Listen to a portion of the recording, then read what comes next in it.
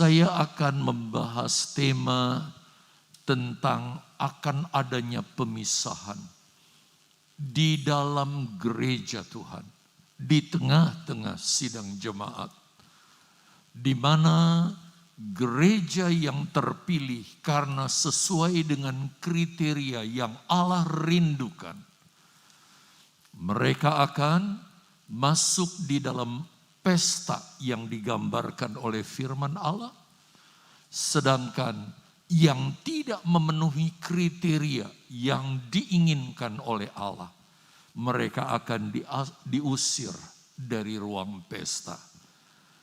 Tentu ini merupakan satu sikap atau peringatan buat kita.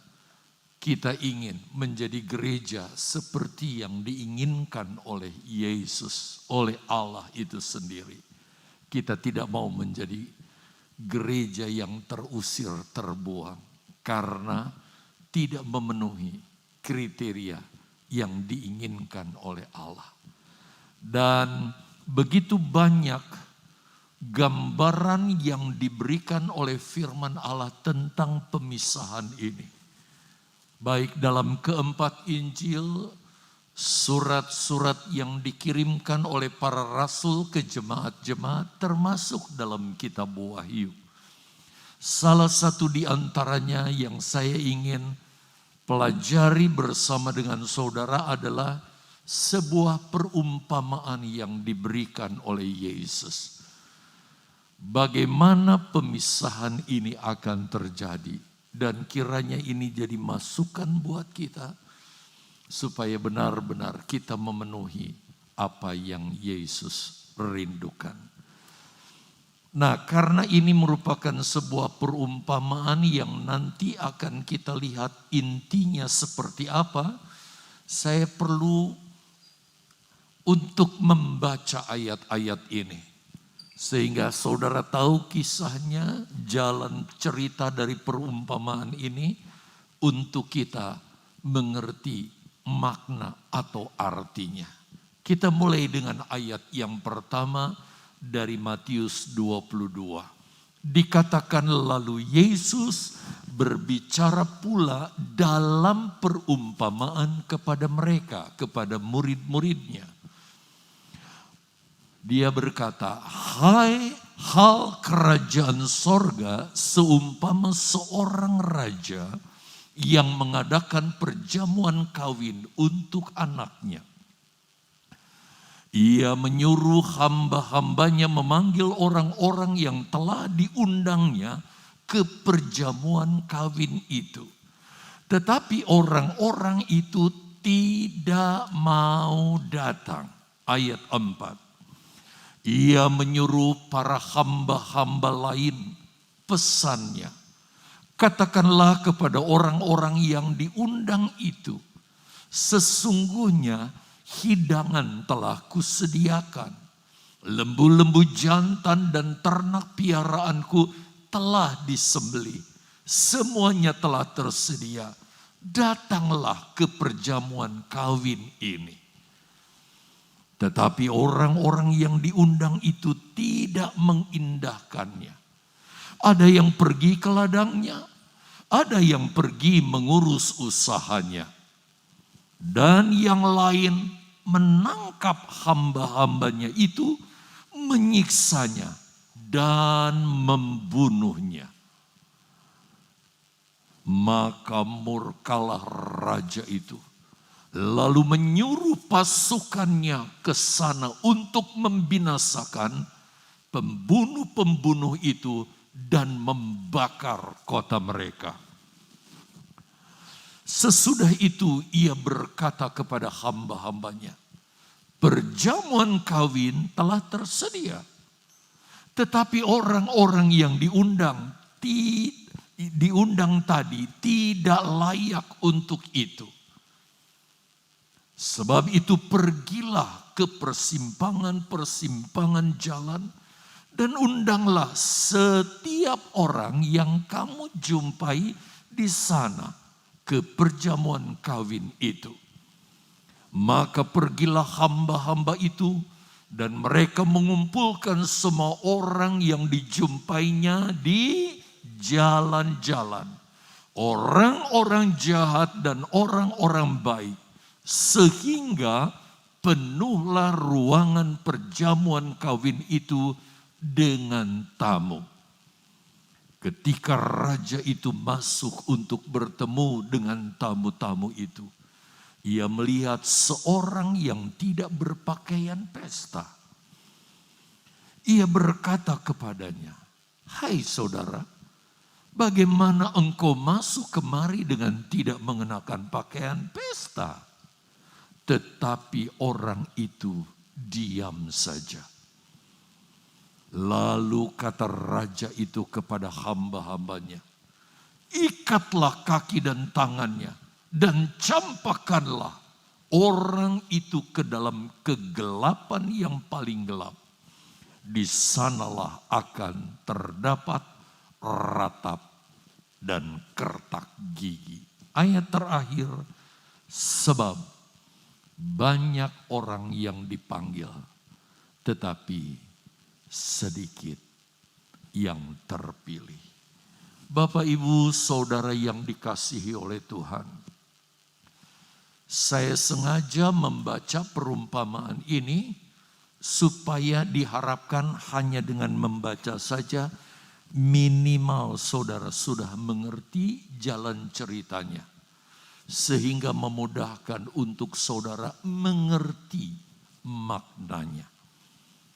Baiklah, kalau saudara perhatikan perumpamaan ini secara utuh dari ayat 1 sampai ayat 14, maka perumpamaan ini memberikan pengertian kepada kita bahwa seluruh manusia di dunia ini di mata Tuhan diawali dengan seperti orang yang dipisahkan dan ada di dalam dua golongan.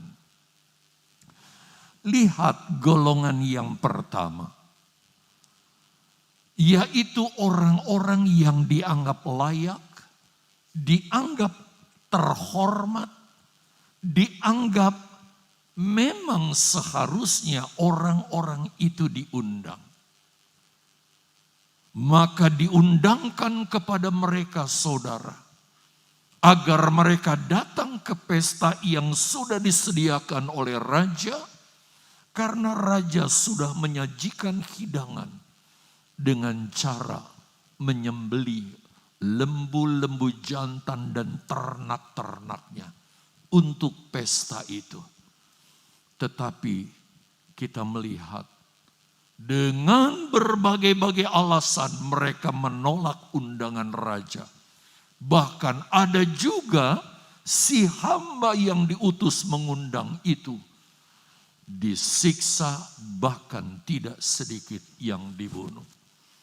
Itu sebabnya raja menjadi murka, dikirim orang-orang untuk menangkap dan membunuh orang-orang yang sudah menyiksa. Sudah diundang, tidak datang, malah membunuh. Nanti kita akan melihat artinya apa yang dimaksud. Tetapi karena pesta sudah disediakan dan harus jalan pesta, bagaimana kalau yang diundang tidak hadir? Pesta itu menjadi pesta yang kosong, yang tidak ada artinya.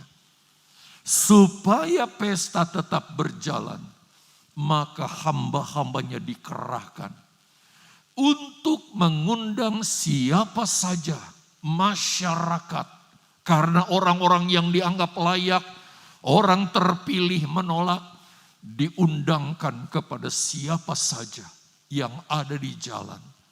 Ada orang-orang dari kalangan orang-orang dianggap baik, beretika, punya moral yang baik, maupun orang-orang jahat yang sebenarnya tidak layak. Tetapi undangan ini diberikan, wah bahkan orang-orang yang hanyut-hanyut di jalan, mereka diundang untuk masuk. Saudara, inilah berbicara tentang orang-orang yang saya maksud tadi. Golongan kedua, mereka diundang, saudara. Nanti secara khusus kita akan membahas orang-orang yang diusir keluar dari ruang pesta. Nah, kita ingin mengerti lebih dahulu dua kelompok orang yang dicatat di dalam perumpamaan yang diberikan oleh Yesus ini. Siapa saja mereka itu? Perhatikan yang pertama, saudara. Orang terhormat yang pertama diundang, dianggap layak. Tidak lain itu berbicara tentang bangsa Israel yang sekarang disebut sebagai orang Yahudi. Orang-orang ini Yesus umpamakan sebagai orang yang terhormat pertama diundang. Kenapa? Karena mereka, saudara, adalah orang-orang dari keturunan dari bangsa yang dijanjikan oleh Allah. Karena Allah berfirman kepada Abraham, keturunanmu akan menjadi bangsa yang besar yang akan menggenapi rencana Allah. Itu rancangan Allah. Tetapi sayang saudara, bangsa Israel yang istimewa karena mereka adalah keturunan Abraham, ternyata mereka menolak. Jadi kalau saudara baca Roma 9 ayat 7, Israel adalah keturunan Abraham, bangsa yang istimewa sebenarnya di mata Allah. Tetapi Bapak Ibu Saudara yang dikasihi oleh Tuhan, kita mengerti dari sejarah Israel sebagai bangsa pilihan ini.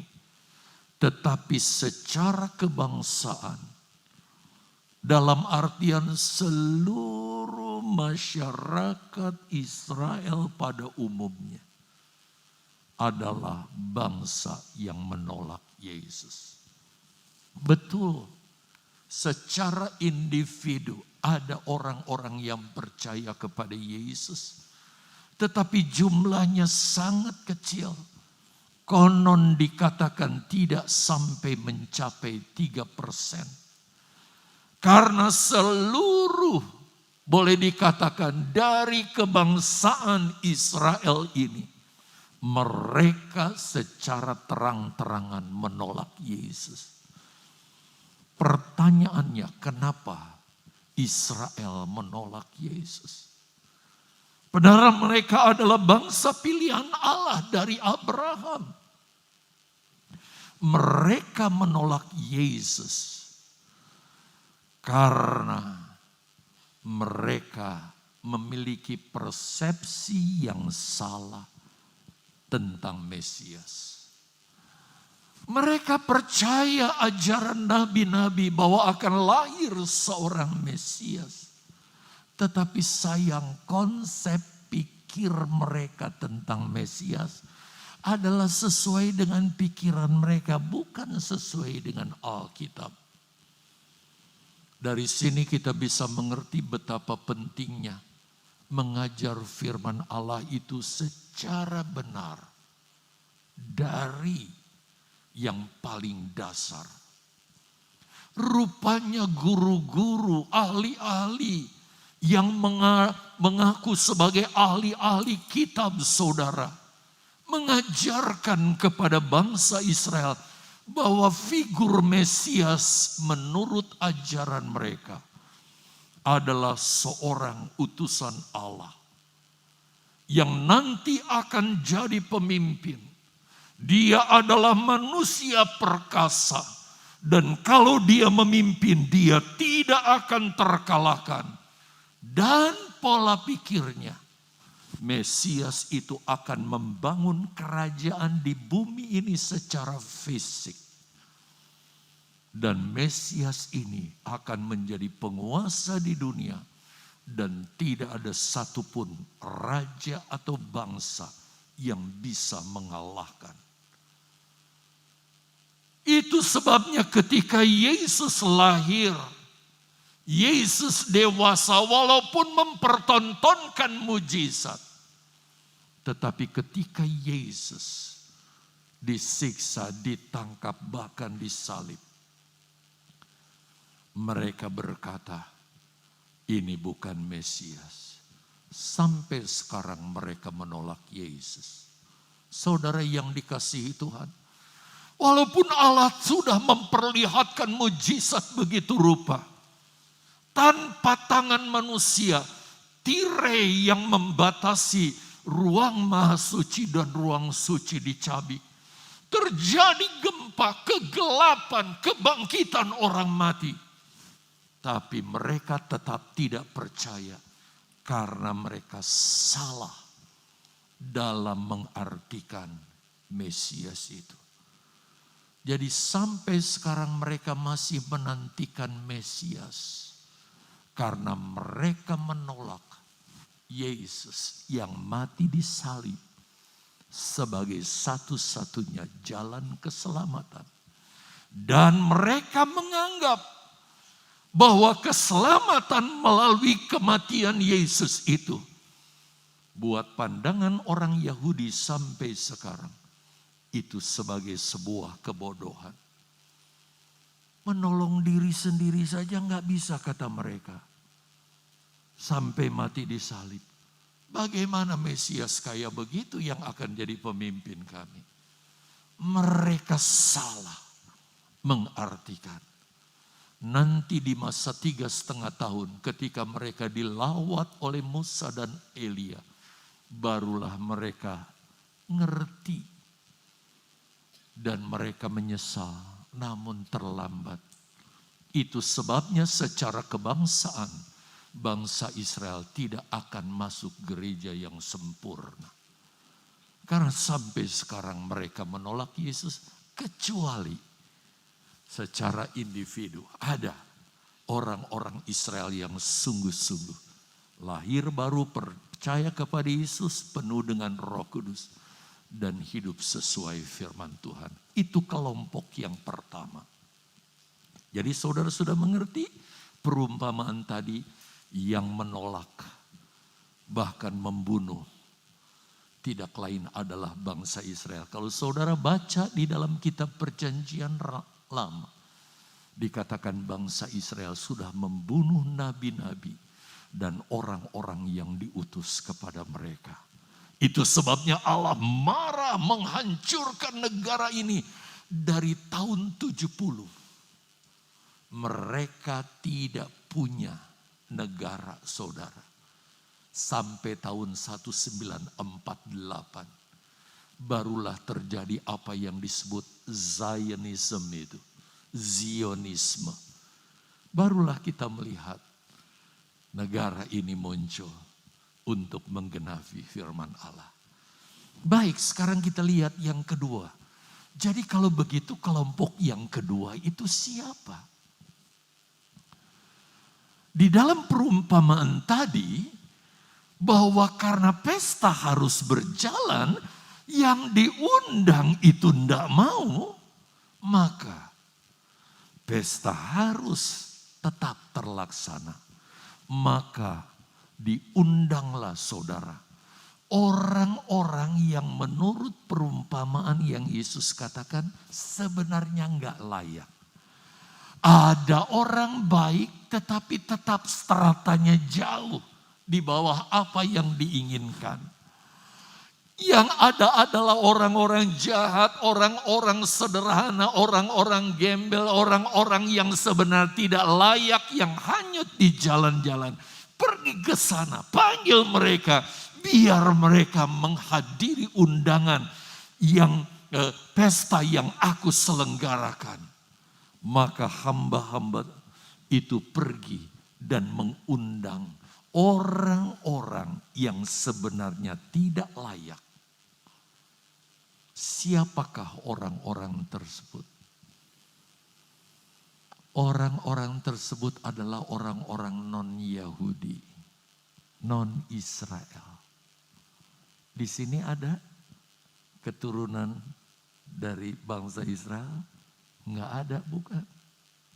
Jadi kitalah semua orang yang sebenarnya di mata Tuhan tidak berarti. Karena bangsa pilihan itu Israel. Nanti kita, rencana Allah mendapatkan keselamatan itu dari limpahan orang Israel. Tetapi sayang, tokoh yang pertama ini sudah menolak Yesus begitu rupa. Sehingga oleh anugerahnya, oleh kemurahannya, kita mendapat kasih karunia Tuhan. Yesus diberitakan kepada orang-orang non-Yahudi, yaitu saudara dan saya. Dan bukan kebetulan, saudara dan saya adalah orang-orang yang menyambut undangan itu. Menerima undangan itu. Dan datang ke undangan itu. Saudara jadi pengikut Yesus. Yang digambarkan seolah-olah kita sudah ada di ruang pesta itu. Tetapi pesta belum dimulai. Tetapi kita sudah ada di dalam ruangan undangan itu.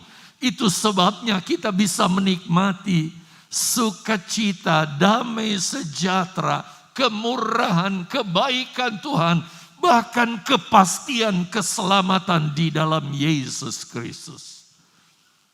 Sedianya saudara bisa baca Roma 11 ayat yang ke-11 dan 12 ini. Tapi kita lanjutkan. Nah saudara, kita tahu dari zaman ke zaman, orang-orang yang non-Yahudi yang sudah terima Yesus ini banyak sekali.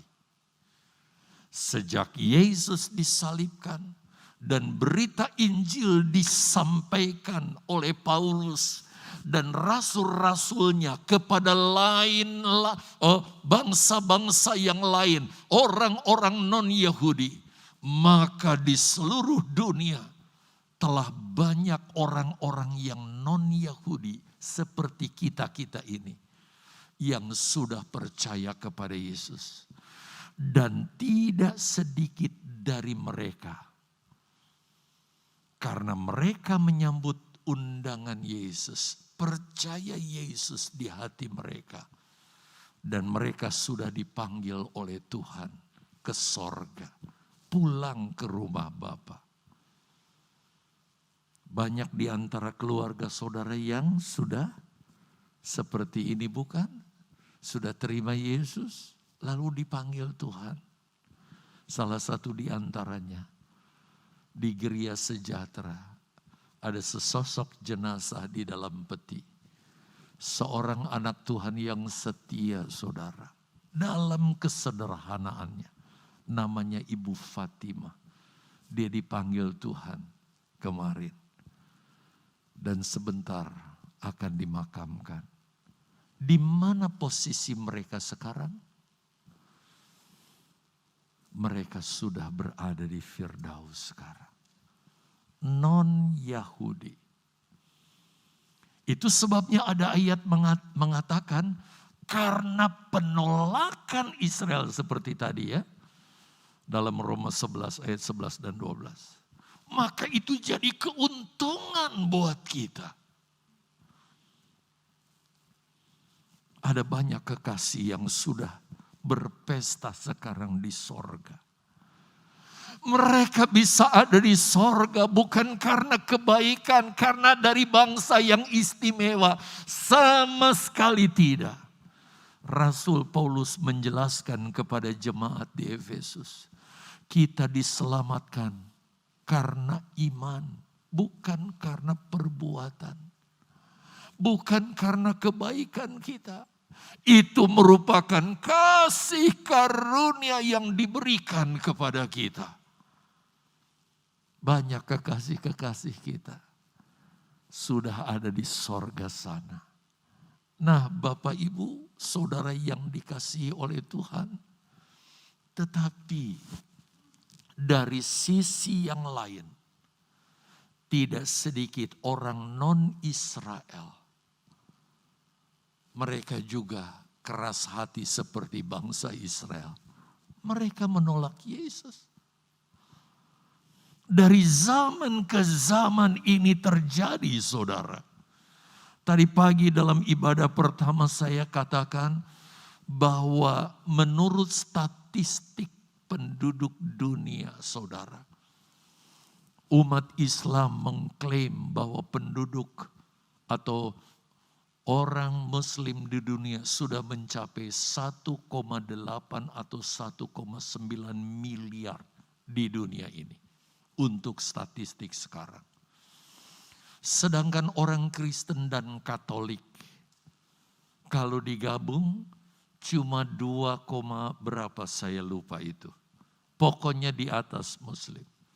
Selebihnya saudara, orang-orang dari agama-agama lain, termasuk orang-orang ateis yang tidak percaya adanya Tuhan.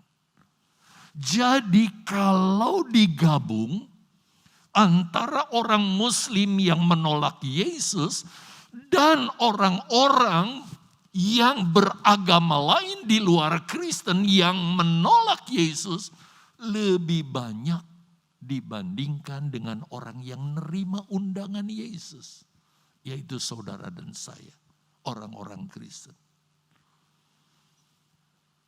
Saudara yang dikasihi oleh Tuhan,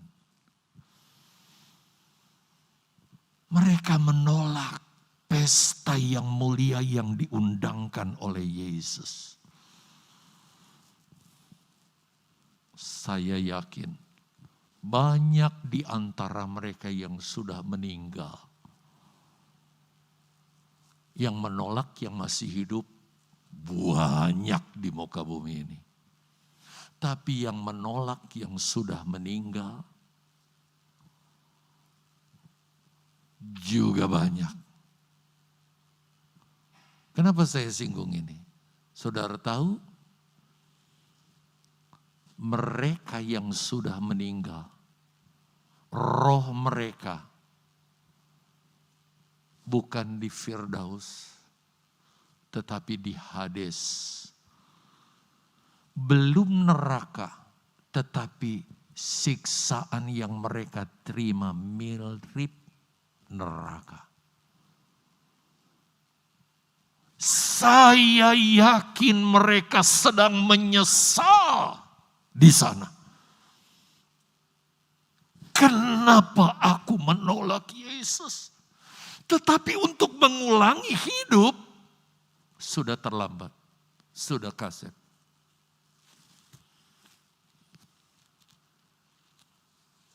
Mereka, saya angkat di situ Lukas 16 ayat 16 ayat 19 sampai 31.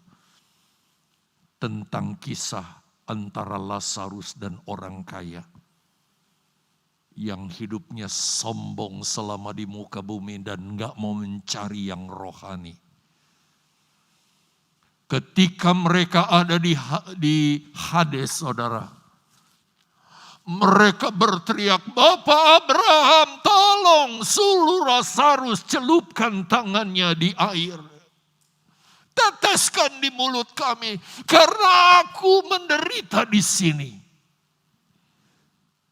Hanya penyesalan yang terjadi. Saudara,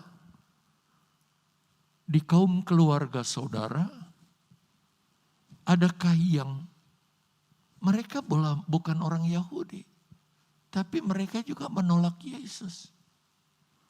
Apakah saudara biarkan saja mereka? Nanti aja rasain ya di Hades ya. Atau kalau sudah kematian, Yesus datang di Gehenna, di neraka yang kekal. Itu sebabnya mari kita injili mereka. Bapak-bapak, ibu-ibu, kalau anaknya belum ke gereja, please, tolong nak, yuk ke gereja ya nak ya. Terima Yesus. Kalau ada suami yang istrinya nggak ke gereja karena nggak ngerti atau bagaimana, injili saudara. Kalau sampai kepada titik kematian, itu tidak bisa diulang lagi. Istri-istri yang suami belum di dalam Tuhan, ajak mereka. Anak-anak muda yang orang tuanya belum kenal Yesus, ajak mereka. Jangan sampai mereka menyesal. Karena sudah mati tidak bisa diulang lagi. Saya sengaja singgung ini untuk menyadarkan kita sekalian. Kalau kita cinta keluarga kita, mari kita bawa mereka untuk menerima undangan Yesus.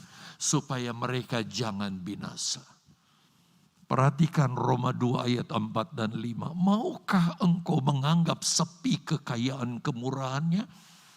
Undangannya dianggap sepi, ditolak. Kesabarannya dan kelapangan hatinya. Bayangkan kita bukan orang apa-apa. Bukan bangsa Israel, bangsa pilihan Allah. Tapi undangan itu diberikan kepada kita. Tidakkah engkau tahu bahwa maksud kemurahan Allah ialah menuntun engkau pada pertobatan? Dia ingin supaya kita bertobat. Tetapi oleh kekerasan hatimu yang tidak mau bertobat, engkau menimbun murka Allah atas dirimu sendiri. Pada hari waktu mana murka dan hukuman Allah yang adil akan dinyatakan. Jadi saudara lihat kepada saya, kalau ada orang yang belum mau menerima Yesus karena kesombongannya, karena kekerasan hatinya, bahkan mungkin saudara sudah ajak, mereka seperti membiarkan hukuman itu ada di atas kepala mereka. Saatnya tiba, kematian datang. Orang itu, dia dijatuhi hukuman. Betul jenazahnya, saudara diupacarakan. Tapi rohnya ada di Hades dalam penderitaan yang mengerikan. Kita bangsa non-Israel dapat berita Injil sebagai undangan. Lalu sok-sokan kita. Itu sebabnya mari kita injili. Bawa mereka selagi hidup. Kalau sudah tidak sadar, tidak mampu lagi berinteraksi untuk menerima Yesus. Kasihan saudara. Hukuman menanti mereka. Kita lanjut. Sekarang kita fokus kepada orang yang sudah ada di ruang perjamuan dalam menanti jam pesta, tetapi orang itu tidak berpakaian yang layak. Saya gambarkan ini sebagai pengikut Yesus di akhir zaman, yaitu saudara dan saya yang ada di generasi ini. Kalau saya ukur-ukur usia saya, kemampuan fisik saya sampai sekarang dengan ini mulai sakit, ini mulai sakit, ini mulai. Kira-kira saya sampai enggak ke saat kedatangan Yesus kedua kali. Di mana secara kasat mata kita akan melihat Yesus datang sebagai mempelai laki-laki. Saya ngukur usia saya sampai enggak ke sana. Tapi kalau saya lihat generasi muda, kemungkinan saudara akan sampai kepada saat itu. Perlu saudara ketahui bahwa gereja di akhir zaman, yaitu saudara dan saya, kita sekalian, kita ini adalah orang-orang yang punya peluang untuk menerima kemuliaan yang istimewa dibandingkan dengan pengikut Yesus di zaman sebelumnya. Lihat ke saya peragakan walaupun mungkin kurang jelas, tapi butuh pemahaman saudara. Sejak Yesus mati di kayu salib, undangan keselamatan itu diberikan, Bapak Ibu. Sudah ada pengikut-pengikut Yesus, dipimpin oleh rasul-rasul Yesus. Itulah zaman gereja mula-mula, di mana zaman para rasul. Saudara yang dikasihi Tuhan, mereka menerima kemuliaan. Juga perjalanan gereja berlangsung terus sampai di zaman pertengahan. Mereka juga menerima kemuliaan.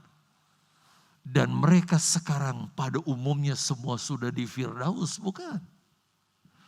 Sebab dari orang-orang yang sejak hidup di muka bumi yang tidak mati cuma 3 orang, bukan? Siapa? Musa, Elia, dan Henokh. Satu lagi. Mestinya mulai dari Henokh, Musa, dan Elia. Selebihnya mati, sudah ada di Firdaus. Nah, yang masih hidup, yang menerima undangan Yesus adalah kita sekarang di akhir dari akhir zaman, di penghujung akhir zaman. Seperti tulisan saya yang saudara bisa baca di caption. Kita punya peluang untuk menerima kemuliaan yang lebih istimewa dibandingkan mereka, saudara seiman kita, di zaman pertengahan yang sekarang sudah di Firdaus mereka. Apalagi yang gereja mula-mula. Kita hidup di akhir zaman. Kenapa? Sebab kemuliaan pengikut Yesus yang sejati. Istilah lain dari gereja pengikut Yesus sejati. Ya, jemaat di Manaim sudah paham ini. Gereja sempurna mempelai wanita, Hawa yang terakhir yaitu istri dari Adam yang terakhir, yang tidak lain Yesus. Kita akan menerima kemuliaan yang melebihi kemuliaan yang diterima oleh gereja di abad-abad sebelumnya. Perhatikan saudara, tentang gereja mula-mula dan gereja di zaman pertengahan. Kemuliaan yang mereka terima paling top, paling tinggi saudara. Seperti yang diceritakan oleh Rasul Paulus kepada jemaat Korintus. Kalau saudara mempelajari 1 Korintus 15, di sana Paulus sedang menceritakan tentang tubuh kebangkitan yang akan diterima oleh orang-orang percaya yang sekarang sudah di Firdaus. Perhatikan, digambarkan kemuliaan yang akan diterima, dikatakan kemuliaan matahari lain dari kemuliaan bulan. Dan kemuliaan bulan lain daripada kemuliaan bintang-bintang. Dan kemuliaan bintang-bintang yang satu berbeda dengan kemuliaan bintang yang lain. Saudara, paling top. Tubuh kebangkitan yang mereka terima, kemuliaannya saya gambarkan tadi seperti katakanlah kemuliaan matahari. Kalau lebih rendah sedikit, kemuliaannya seperti kemuliaan cahaya bulan.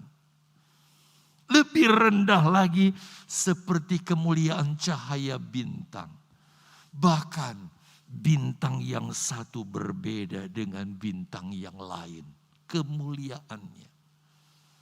Itu yang diraih oleh pengikut Yesus di zaman dahulu yang sekarang sudah mati. Ada yang menerima kemuliaan matahari seperti matahari.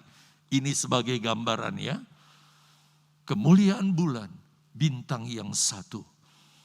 Berbeda kemuliaannya dengan bintang yang lain. Tetapi saudara, perhatikan. Bagi gereja di akhir zaman, yaitu saudara dan saya, kalau kita hidup menjadi pengikut Yesus, yang sungguh-sungguh, yang setia, yang berjalan sesuai dengan kemauan Yesus, yang kita kenal dengan istilah Kristianos, sehingga kita menjadi pengikut Yesus yang sejati. Kelompok jemaat yang dikategorikan sebagai gereja sempurna, mempelai wanita Kristus atau Hawa yang akhir, maka kemuliaan yang kita akan terima. Wow, dahsyat. Kemuliaan apa itu? Itu ditulis di dalam kitab Wahyu pasal 12 ayat 1. Lihat saudara ayat ini, perhatikan. Maka tampaklah suatu tanda besar di langit. Tanda besar di langit itu jangan saudara terus lihat ke sana di langit, di awan-awan. Sebab kita tahu bahwa ada 3 tingkat langit, bukan? Langit yang pertama itu di mana makhluk hidup itu bisa hidup dan bernapas, yaitu di dunia. Kata Paulus. Sejauh kalau saudara lempar sesuatu dan itu masih kembali lagi saudara, berarti kita masih ada di langit yang pertama. Kalau saudara naik pesawat, Bapak Ibu Saudara kita ada di ketinggian 3000 sekian, itu berarti kita masih ada di langit yang pertama. Sebab kalau sudah ketinggiannya itu, lebih dari itu kita udah di luar angkasa. Langit kedua yang luasnya tak terukur. Galaksi demi galaksi ditemukan saudara di muka bumi ini. Di muka bumi ini, di alam semesta ini, para ahli. Dan dalam satu rasi, satu galaksi saja, bintang yang satu ke bintang yang lain jaraknya bukan dihitung kilometer, miles, atau ukuran lain, tapi ukuran cahaya, kecepatan cahaya. Ada satu bintang ke bintang lain jaraknya ribuan tahun cahaya. Berapa jauhnya? Sedangkan di jagat raya ini ada sekian banyak galaksi. Jadi jagat raya ini begitu luas, itulah langit yang kedua. Dan Paulus dalam kesaksiannya, dia pernah dibawa ke langit yang ketiga yang tidak lain adalah sorga. Jadi kalau dikatakan di sini, maka tampaklah suatu tanda besar di langit. Di mana? Di dunia. Apa yang tampak? Seorang perempuan, inilah gereja Tuhan. Pengikut Yesus. Tapi pengikut Yesus yang gimana? Yang sejati. Gereja sempurna. Mempelai wanita Kristus. Hawa yang akhir. Berselubungkan apa katanya? Matahari. Pakaian kemuliaannya seperti matahari. Kasutnya dengan bulan di bawah kakinya. Dan mahkota 12 bintang di atas kepalanya. Ini memberikan pengertian kepada kita bahwa kemuliaan yang diterima oleh gereja sempurna, mempelai wanita Kristus atau Hawa yang akhir, adalah kemuliaan saudara yang sepenuh-penuhnya dari kemuliaan Bapa, Putra, dan Roh Kudus melingkupi kita. Ini peluang bisa didapat oleh kita semua. Orang percaya yang hidup di akhir zaman. Beda dengan mereka yang sudah dipanggil Tuhan.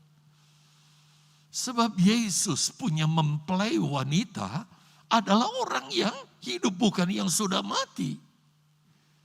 Gereja Tuhan yang hidup sampai di akhir zaman, saudara dan saya punya peluang ke situ. Tetapi tantangannya saudara, apa? Kita menghadapi masa yang sukar. Di satu sisi ini sebuah tantangan, tetapi di sisi yang lain, Yesus izinkan ini terjadi. Karena dia ingin mengasah kita, apakah benar-benar kita masuk kategori anak Tuhan yang berkualitas. Jadi kita harus pandai memanfaatkan situasi di akhir zaman yang sukar ini untuk menjadi sebuah keuntungan bagi kita. Bahwa kita akan terima kemuliaan yang luar biasa. Saudara yang dikasihi Tuhan, masa sukar kita lihat. Untuk jadi bagian pengikut Yesus yang sejati. Gereja sempurna mempelai wanita Kristus atau Hawa yang akhir. Kita harus jadi pengikut Yesus yang setia dan memiliki daya tahan di masa yang sukar ini. Sekarang kalau dibanding dengan tahun-tahun yang sebelumnya, rasanya 2 tahun terakhir ini sukar kan? Karena ada COVID. Tetapi dampaknya kepada kerohanian kita bagaimana? Apakah dengan kesukaran ini saudara malah jadi kinclong? Semakin terasa, semakin mulia, atau saudara merosot? Saudara yang bisa mengukur, saya nggak bisa menilai. Penilaian saya bisa subjektif, bisa keliru. Tapi saudara bisa merasa. Apakah ketika kita masuk kesukaran 1,5 tahun terakhir ini, kualitas kekristenan kita makin moncer atau turun? Saudara yang bisa menilai. Kenapa? Karena Paulus katakan, di hari-hari terakhir akan ada masa yang sukar. Nah, masa yang sukar ini menjadikan seperti apa? Jadi enaknya kita baca aja ya. Cepat aja kita baca ayat ini. Masa yang sukar ini bisa menjadi tantangan membuat kita ini seperti apa? Kita langsung saja. Ayat 1. Perhatikan. Ketahuilah bahwa pada hari-hari terakhir akan datang masa yang sukar. Buat saya, kita sudah datang ke masa ini. Di masa COVID ini. Sebenarnya sebelumnya juga sudah terasa. Cuma masih lumayan lah. Nah ke depan gak tahu sukarnya seperti apa lagi. Ayat 2. Manusia akan mencintai dirinya sendiri. Nah. Dan akan menjadi hamba uang. Mereka akan membual dan menyombongkan diri. Mereka akan menjadi pemfitnah. Mereka akan berontak terhadap orang tua dan tidak tahu berterima kasih. Tidak mempedulikan agama. Gak perlu. Menganggap gak perlu lagi yang rohani. Terus? Tidak tahu mengasihi, tidak mau berdamai, suka menjelekan orang, tidak dapat mengekang diri, garang, tidak suka yang baik. Terus? Suka mengkhianat, tidak berpikir panjang, berlagak tahu, lebih menuruti hawa nafsu daripada menuruti Allah. 5. Secara lahiriah mereka menjalankan ibadah ke gereja nih, tetapi pada hakikatnya mereka memungkiri kekuatan ibadah. Jauhilah mereka. Ayat 6. Sebab di antara mereka terdapat orang-orang yang menyelundup ke rumah orang lain dan menjerat perempuan-perempuan lemah yang syarat dengan dosa dan dikuasai oleh berbagai nafsu. Saudara, kesukaran ini akan menguji kita. Lihat kepada saya, apakah kita menjadi anak Tuhan seperti yang dikehendaki Allah, atau kenyataannya merosot kekristenan kita. Coba kita perhatikan ya tabelnya. Langsung saja ke tabel.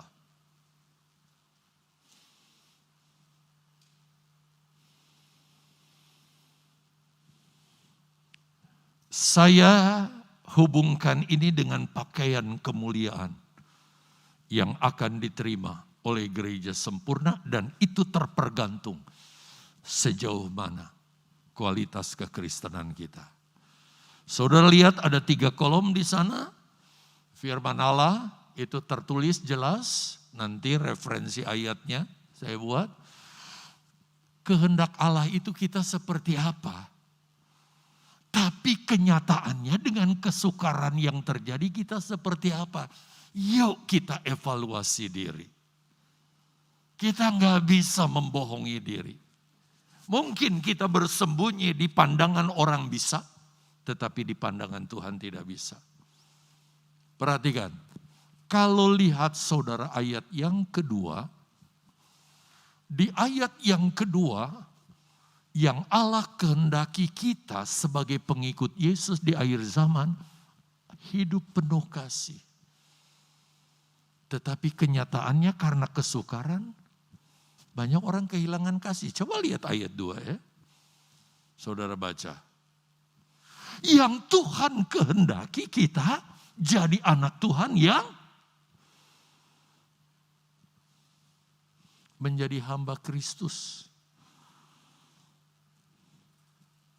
Hamba Kristus. Bukan saudara harus jadi hamba Tuhan seperti kami. Tetapi sebagai anak Tuhan yang benar-benar menghamba kepada Kristus. Di mana saudara juga terlibat dalam pelayanan.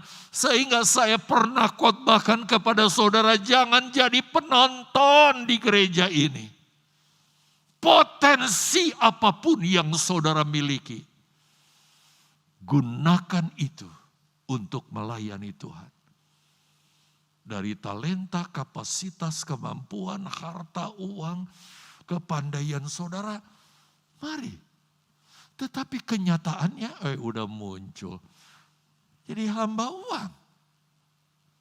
Kita lebih cenderung hanya perhatikan uang gimana. Kita nggak pernah mengabdikan diri untuk Kristus. Jadi penilaian ini dan ini hanya saudara yang objek. Secara objektif. Saya nggak bisa, saya bisa subjektif. Bahkan dalam menilai diri sendiri juga. Tuhan sebagai penilai yang agung. Berikut, harusnya kita jadi orang-orang yang jujur di akhir zaman ini. Tetapi kenyataannya seperti apa?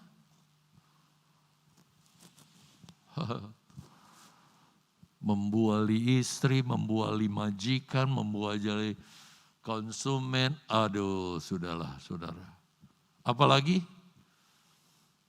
Seharusnya jadi anak Tuhan yang berpakaian kerendahan hati. Tetapi kenyataannya, sombong, baru lebih sedikit aja. Sudah rasanya kayak apa. Berikut, Tuhan mau kita menjadi orang-orang yang tulus, terbuka, tidak bersandiwara, tetapi kenyataannya.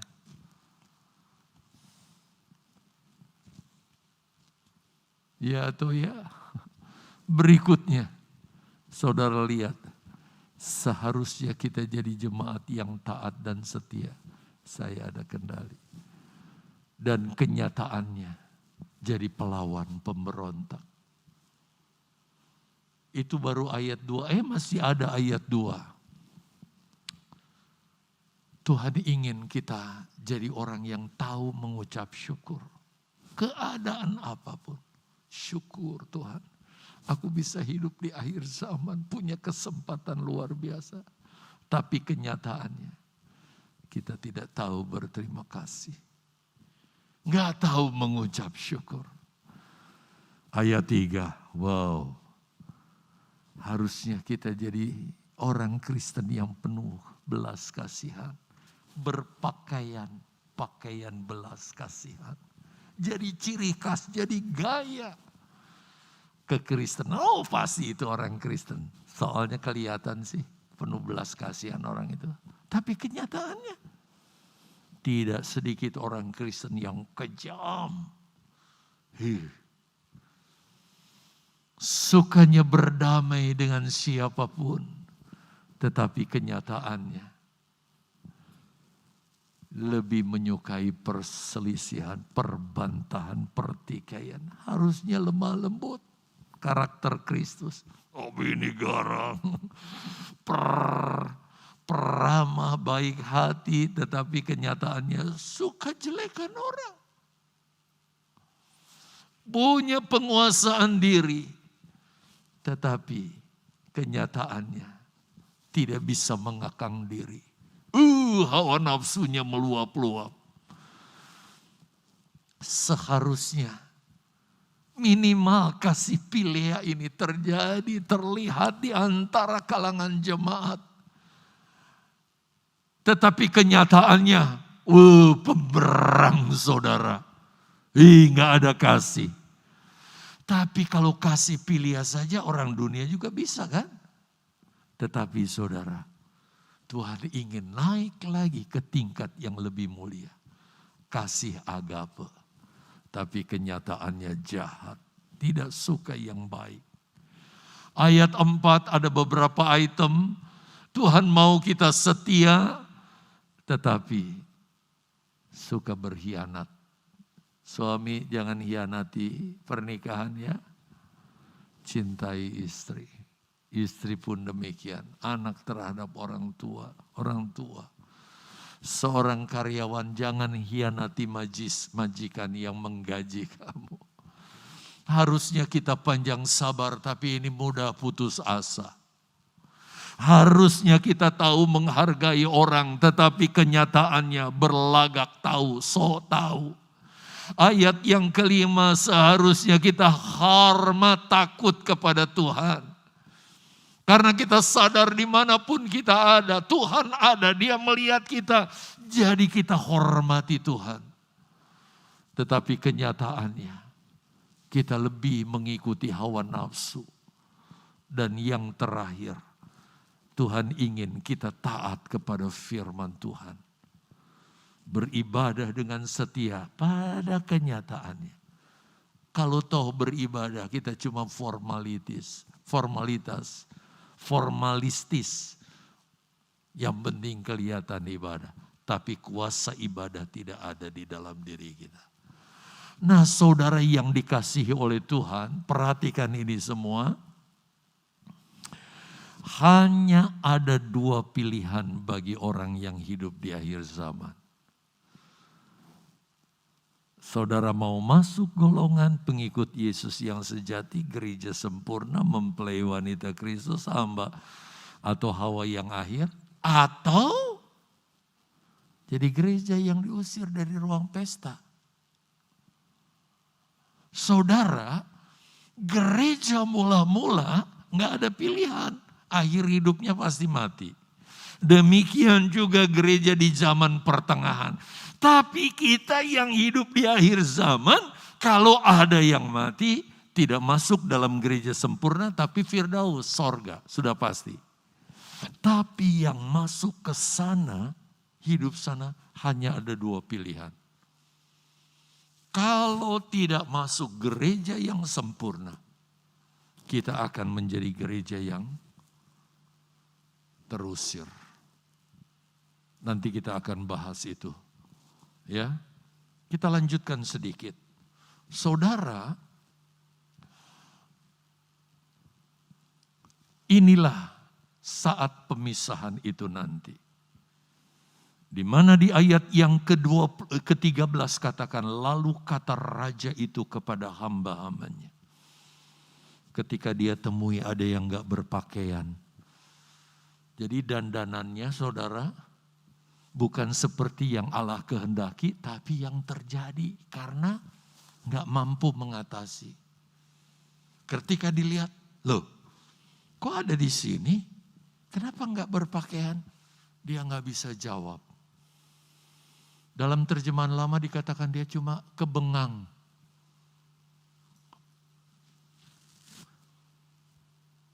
Dia gak bisa menjawab karena begini, lihat saya saudara. Iya. Seharusnya saya jadi orang Kristen. Dandanan saya Kristen, tapi dandanan saya kok berantakan gini. Diikat, dibuang ke tempat kegelapan yang paling gelap dan kertak gigi. Ada yang berkomentar bagaimana? Begini, perumpamaan ini gak relevan Pak. Kenapa? Orang gelandangan yang diundang, dari mana dia bisa punya pakaian? Orang miskin yang hanyut-hanyut di jalan. Jangan keliru.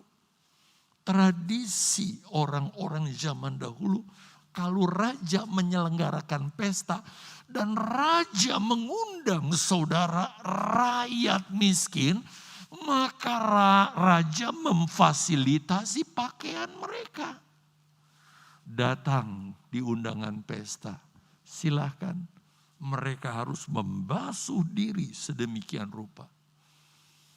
Kemudian saudara raja akan mengenakan pakaian itu kepada mereka. Mereka hanya tinggal terima pakaian itu. Bukan ini yang saudara alami? Raja di atas segala raja, dia menyediakan pakaian itu setiap minggu lewat khotbah pendeta-pendeta istimewa ini, saudara. Menyampaikan firman Tuhan, menyuruh kita ganti yang lama, yuk kita copot pakai yang baru. Sehingga dari minggu ke minggu kekristenan kita berubah. Semakin mulia. Tetapi banyak di antara kita yang sombong. Firman Allah. Tetap ego diri saja yang dijalankan. Saatnya akan tiba. Dia bertelanjang. Dan tidak layak di pesta itu. Akhirnya diperlakukan apa orang ini? Dibuang ke tempat kegelapan yang paling gelap. Di tempat di mana ada tangisan dan kertak gigi. Ini bukan neraka saudara. Tetapi inilah masa pemerintahan antikris 3,5 tahun. Dan kalau ada jemaat yang masuk sini saudara, saya ingatkan. Solusinya hanya satu. Dia harus bertahan. Dia harus bertahan. Tampilkan Wahyu 13 ayat 10. Dia harus bertahan. Sebab kalau tidak bertahan dan dia ikut antikris, habis. Lihat. Barang siapa ditentukan untuk ditawan, ia akan ditawan. Barang siapa ditentukan untuk dibunuh dengan pedang, ia harus dibunuh dengan pedang. Lihat, yang penting di sini ialah sekali Yesus tetap Yesus. Sekali Yesus tetap Yesus. Mungkin untuk sementara harus menjadi sahid. Tapi ujungnya. Nanti kita bahas ini di pasal yang ke-12. Di hadapan Kristus ada orang-orang yang berpakaian jubah putih. Dengan daun palem di tangannya. mereka akan memuji Yesus. Mereka orang yang keluar dari kesusahan besar.